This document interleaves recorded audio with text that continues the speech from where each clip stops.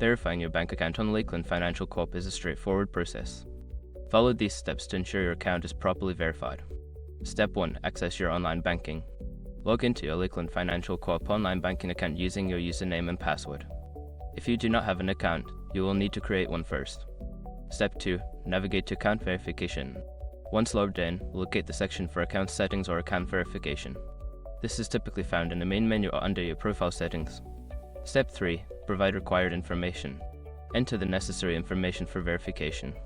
This may include your account number, routing number, and any other requested personal identification details. Step 4. Submit verification documents. Make sure your information is protected first. Most people don't think about breaches until something actually happens to their accounts. Use SROC to monitor your accounts 24/7 and instantly alert you if your information appears in the databases online. It constantly checks billions of breach data points in the background. And considering how much personal information people keep online now, it's honestly worth having.